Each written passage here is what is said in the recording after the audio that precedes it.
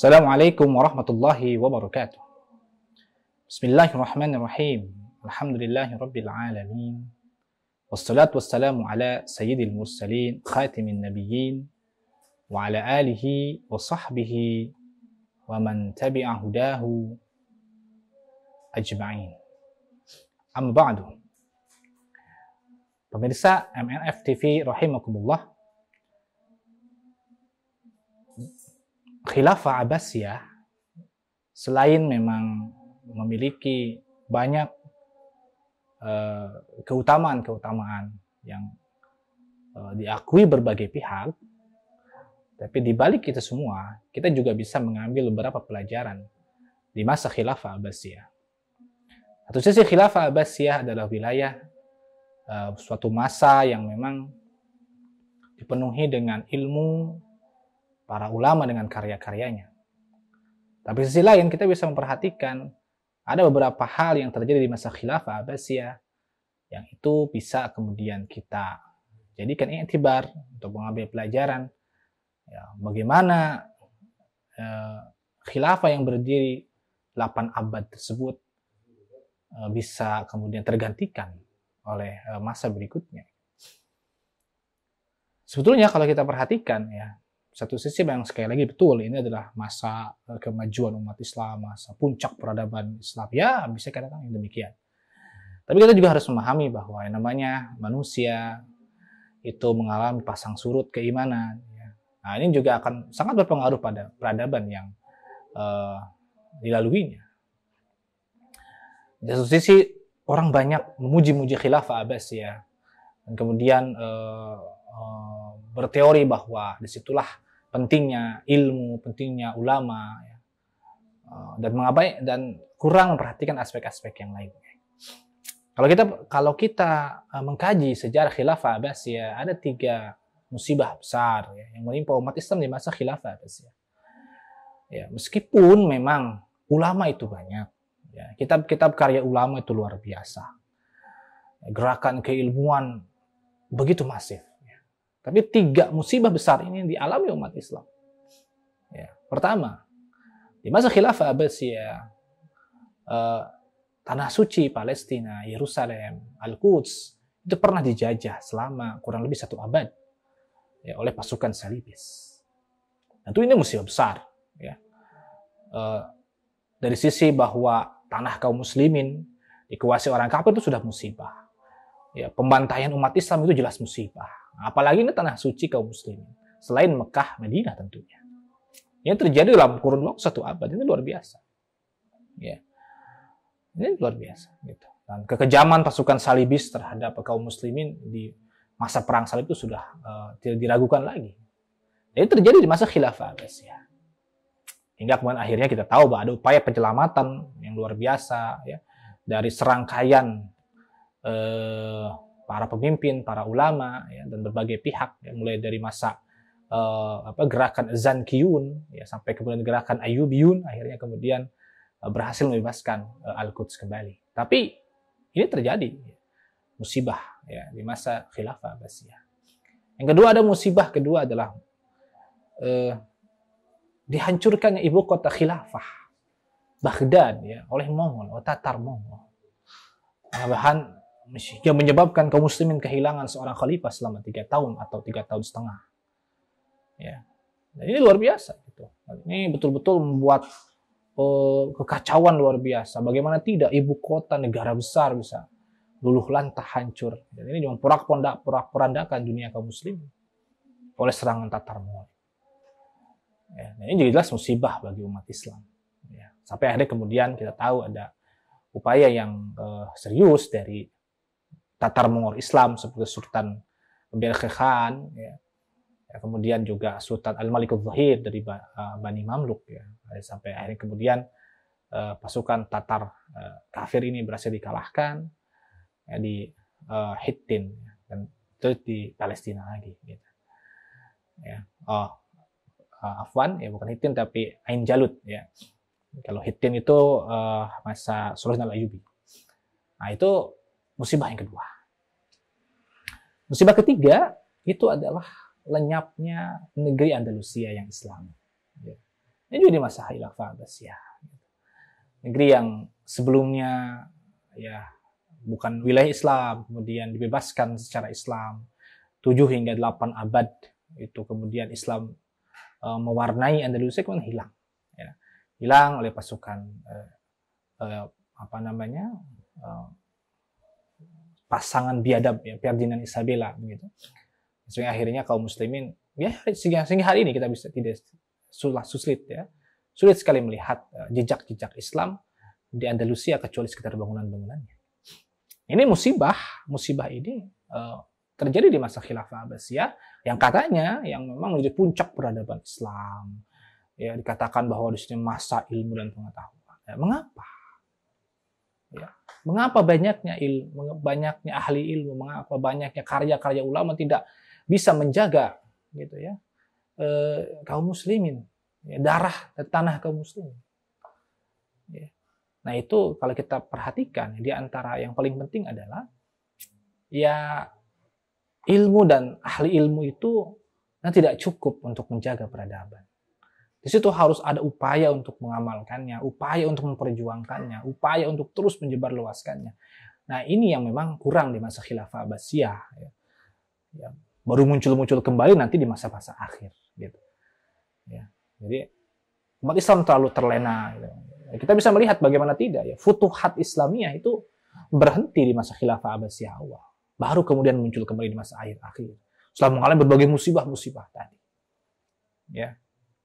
Kemudian juga kita bisa melihat bagaimana justru kaum muslimin malah sibuk berdebat ya, fanatisme dengan golongan kelompok masing-masing. Baik itu aliran-aliran akidah, aliran fikih dan sebagainya, bahkan sampai fanatik di antara mereka, sampai bentrok secara fisik. Belum lagi secara politik bagaimana masing-masing kuasa itu kurang memperhatikan kesatuan kaum muslimin. Yaitu kalau kita perhatikan 3 musibah tadi terjadi di antara karena itu. Ya. Kaum muslimin sudah tidak fokus untuk memperjuangkan Islam, akhirnya terlena dengan kehidupan kemewahannya, kemudian berpecah belah di antara mereka, satu sama lain saling menghancurkan, sebagian lain meminta bantuan orang kafir, ya itu yang terjadi. Di 3 peristiwa itu semua terjadi. Ya, di penjajahan Palestina oleh Salibis itu semua itu terjadi. Kemudian di serangan Mongol itu juga terjadi, gitu ya. Di penyenyapan Andalusia juga itu terjadi sama. Ya. Bagaimana kemudian kaum muslimin ya ilmu tetap ada, ahli ilmu di mana-mana, tapi untuk diamalkan secara konsisten, diperjuangkan ya tadi. Ya. Jihad sudah berhenti jelas. Nah, orang bilang kan, ada yang mengatakan pertahanan paling kuat itu adalah menyerang gitu. Sedangkan kaum muslimin pada saat-saat Khilafah Abbasiyah di tengah ke akhir itu ya kan justru terlena dengan apa yang ada gitu ya. Jadi terutama setelah masa Khalifah Harun ar-Rasyid ya, kesana sudah luar biasa, apalagi terus sampai akhirnya kemudian nanti muncul para penyelamat peradaban di akhir ya, mereka yang kemudian tetap berusaha mempersatukan dunia kaum muslimin ya. Beberapa ulama-ulama yang juga terlibat dalam proses islah ini ya, memang itu sebuah upaya-upaya yang diberkahi, tapi memang pada kenyataannya itu tidak terlalu banyak membantu dari sisi total bagaimana perubahan masyarakat ya. Bagaimana tidak ya, berbagai upaya-upaya itu tetap tidak membuat kemudian misalnya ya pemikiran semakin bergairah kuat, tidak ya, karena justru di masa Khilafah Abbasiyah lah ijtihad ditutup, ya, bahasa Arab diabaikan, ya, perpecahan politik itu makin pecah belah gitu. Ini agak sulit memang, ya. Dan futuhat juga tidak berlanjut lagi kecuali di beberapa tempat, dan itu pun juga boleh dikatakan peran para khalifah itu semakin hilang gitu, semakin tidak terlihat gitu. Jadi pemirsa MNFTP rahimakumullah, gitu. Justru ya di saat mungkin masa-masa lain itu banyak dikritisi, ya, masa Khilafah Abbasiyah seringkali dipuji gitu ya.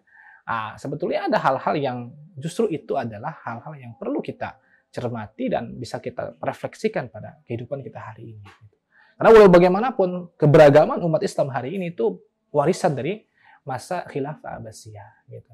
Sehingga sudut pandang, cara berpikir, cara bersikap itu seakan-akan umat Islam itu ya hidup di masa hari ini, tapi dia menggunakan sudut pandang di masa itu. Nah ini yang agak repot. Ya, kaum muslimin hari ini misalnya terus diributkan dengan masalah perbedaan madhab misalnya gitu kan, yang fanatik mazhab satu dan yang lainnya. Itu kan terjadi masa khilafah Abbasiyah. Kita tahu, misalnya kan kaum Mu'tazilah memaksa orang ya, dengan keyakinannya Al-Quran adalah makhluk. Akhirnya orang yang tidak sepakat melakukan penolakan gitu kan. Nah ini kan persehari inilah gitu ya. Mazhab dengan mazhab saling memaksakan. Kemudian harus begini dan begitu. Akhirnya vonis sesat dan seterusnya gitu kan. Nah, kalau kita perhatikan di musibah-musibah tadi itu muncul diantaranya ya karena itu diantaranya. Ya. Dan itu sesuatu yang seharusnya tidak terjadi. Ya. Hari ini ya, musibah-musibah yang semisal itu terjadi. Bagaimana kondisi Palestina hari ini, bagaimana Uighur, Rohingya, ya, dan Suriah gitu kan. Negeri lain juga begitu. Itu sebenarnya terjadi hal seperti ini. Tapi hari ini kaum muslimin masih berdebat tentang mana yang lebih baik, mazhab mana yang lebih baik gitu kan. Bahkan kadang yang atau mungkin antar radikal dengan moderat dan seterusnya gitu ya. Jadi kalau kita lihat musibah-musibah yang terjadi di masa khilafah Abbasiyah itu tidak terjadi begitu saja. Gitu. Ya, tidak terjadi begitu saja. Musuh itu tidak perlu kita salahkan. Ya namanya musuh pasti salah itu. Pasti musuh pasti nyari-nyari keburukan pada kita, pasti mencari-cari celah kepada kita. Cuman bagaimana kita umat Islam ya. Walaupun memang tadi tetap ada upaya-upaya penyelamatan peradaban tetap ada ya. Kalangan ulama misalnya ada yang menyerukan misalnya untuk tetap membuka pintu ijtihad supaya tetap tidak mandek gitu kan. Itu banyak. Itu beberapa muncul nama-nama ulama yang memang tetap mewajibkan ijtihad tetap harus ada gitu. Padahal ya ijtihad itulah sebetulnya yang menjadi kekuatan umat Islam. Ya. Bukan berarti bermazhab itu salah, bukan. Gitu. Tapi ketika semua ulama kemudian bertaklid semua, ya tentu akan mematikan aktivitas berpikir di tengah-tengah kaum muslimin. Gitu. Ini akan kerepotan ketika menemukan berbagai hal baru. Gitu. Ya, begitupun para ulama yang melakukan islah, ya seperti kalangan para ulama-ulama sufi yang mendekati banyak pihak. Ya, terutama para pemimpin-pemimpin akhirnya kemudian pemimpin ini bergairah untuk jihad itu juga banyak. Ya, jadi peran Imam Al-Ghazali, peran Imam Abdul Qadir Jilani dalam menghancurkan pasukan salib itu jelas itu ada kaitannya gitu. Dengan pasukan Salahuddin Al-Ayyubi itu jelas ada kaitannya. Ya, jadi di situ ada penyelamatan peradaban dari Sultan Salahuddin Al-Ayyubi, Sultan Malikul Zahir dan Sultan Berkhe Khan, ya. Di Tatar Mongol yang Islam gitu kan. Begitupun Andalusia juga sempat sebetulnya diselamatkan ya. Itu juga atas inisiatif Sultan Yusuf Ibnu Tashfin ya dari Daulah Murabitun. Berhasil tuh yang menyatukan kembali Muluk Tawaif. Tapi ya tadi akhirnya dikalahkan oleh Muwahhidun. Kemudian akhirnya berpecah belah lagi ya, kalah oleh pasukan salibis ya, salibis di Eropa Barat gitu. Itu bukan hanya itu sebetulnya ya. Selalu ada memang ya, selain itu ya seperti yang berusaha menyelamatkan peradaban ya seperti misalnya Sultan Alep Arslan Saljuk ya, meskipun memiliki kekuasaan yang besar tapi tetap mendukung khilafah Abbasiyah gitu. Atau ada misalnya beberapa Imam Ahlul Bait yang tetap masih memberikan kesetiaan pada khilafah Abbasiyah gitu. Seperti Imam Muhammad Ad-Dibaj, ya. Ya, atau ada juga para asyraf Mekah yang kemudian akhirnya tunduk kepada khilafah Abbasiyah. Gitu. Ya. Dia beberapa penguasa India yang tetap setia kepada khilafah Abbasiyah. Jadi, artinya memang di setiap masa memang selalu ada ya ulama-ulama pemimpin-pemimpin yang berusaha menyatukan umat Islam, memperbaiki umat, gitu kan. Ya, tapi tadi usaha-usaha tersebut satu sisi memang cukup berhasil, ya sisi lain kerusakan-kerusakan di masa Abbasiyah memang itu cukup luar biasa. Gitu. Sehingga islah yang dilakukan ternyata tidak terlalu cukup ya untuk kemudian mengembalikan peradaban Islam seperti masa sebelumnya. Jadi kalau kita ya karena di masa Abbasiyah lah gitu. Hal-hal seperti itu terjadi gitu. Ya. Sesuatu yang sebelumnya tidak terjadi gitu. Bagaimana tidak gitu. Ya, tanah suci kaum muslimin bisa kena gitu. Sebuah wilayah bisa hilang. Ya. Nah, ini ibu kota khilafah gitu ya, sampai hancur itu di masa Abbasiyah. Ya, terlepas dari sekian daftar ya, daftar ulama, daftar karya ulama yang memang ada gitu. Ya, ini menjadi iktibar ya, kita bisa mencari iktibar di sini, mencari ibrah di sini ya, di masa kita hari ini gitu. Apakah memang cukup hari ini gitu ya? Semua format-format Abbasiyah yang hari ini kita terima ya dalam kitab-kitab karya ulama seterusnya itu cukup, apakah cukup gitu? Ya. Menjaga kaum muslimin, menjaga tanah dan harta kaum muslimin ya. Jangan sampai kemudian kita hari ini berbangga-bangga dengan berbagai ilmu mendapatkan di masa khilafah Abbasiyah, dan kita pun justru ya mengalami apa-apa yang memang seharusnya terjadi di masa khilafah Abbasiyah. Ya. Karena ya tentu ini menjadi pertanggungjawaban kita kaum muslimin hari ini ya terhadap apa yang diwariskan generasi-generasi sebelumnya. Ya. Pemirsa MNFTV rahimakumullah ya. Walaupun pada akhirnya kita tahu bahwa di masa-masa khilafah Abbasiyah akhir ada namanya pembebasan Konstantinopel, ya betul ya. Ada penyebar luasan Islam hingga sampai ke Nusantara dan ke Afrika juga gitu ya. Bahkan dikatakan dari efek pengusiran Andalusia itu ada Islam sampai ke Amerika gitu ya. Begitupun dari penguasaan Mongol satu sisi gitu ya, itu juga menyebabkan kaum muslimin eksis di Cina dan Korea. Ya satu sisi memang ada hal seperti itu gitu. Ya, tapi kita tidak bisa berpuas diri pada hal-hal yang minimal tentunya ya.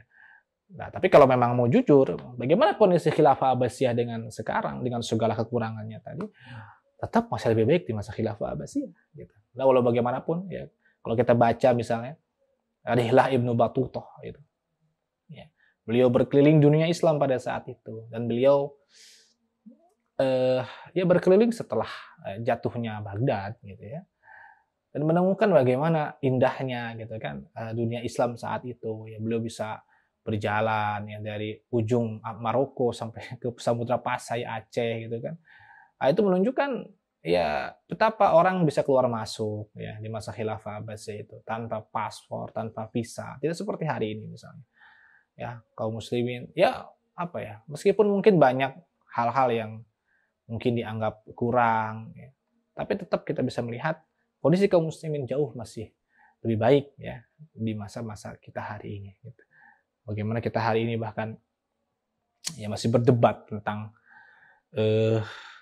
apakah timnas ya kafir Yahudi ya penjajah itu boleh apa tidak gitu ya bertanding di kita. Itu dulu ya nggak ada yang begitu ya, justru kaum muslimin lah ya yang mulia ya di hadapan orang-orang kafir gitu.